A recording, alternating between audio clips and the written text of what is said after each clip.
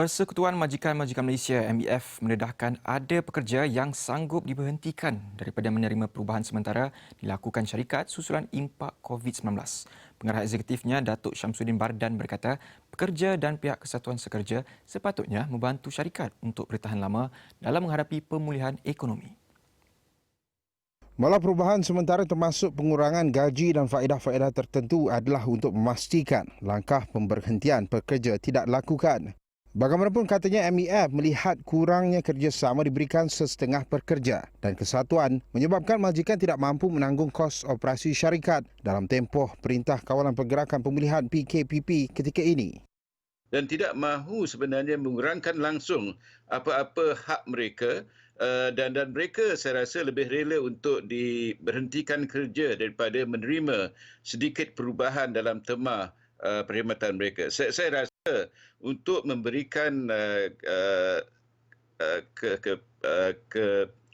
kefahaman yang lebih baik dan juga kerjasama yang lebih baik kepada pihak majikan adalah lebih elok untuk pekerja itu dan juga pihak kesatuan menerima perubahan-perubahan sementara terhadap tema perkhidmatan mereka supaya syarikat ditolong untuk bernafas lebih lama. Ya.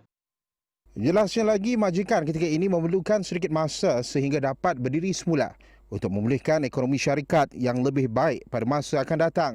Bagaimanapun beliau yakin majikan tidak lagi melaksanakan langkah pengurangan gaji dan faedah-faedah terma selepas ekonomi syarikat kembali normal.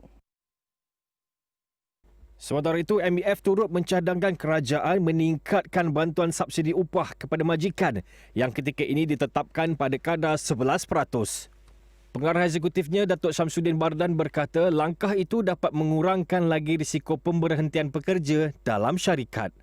Tapi MEF merasakan bahawa upah subsidi itu sebenarnya harus dipertingkatkan lagi kerana kita melihat jumlah yang diberikan untuk subsidi upah itu adalah kira-kira 11% sahaja daripada gaji di sektor swasta.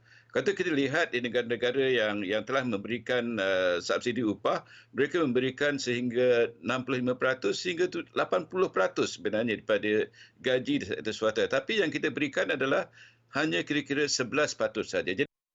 Jelas beliau, kebanyakan mereka yang diberhentikan kerja ketika ini melibatkan pekerja pengurusan, profesional dan bahagian teknikal. Sehubungan itu, katanya kerajaan diharap akan dapat menimbang cadangan berkenaan demi kebaikan pekerja dan majikan.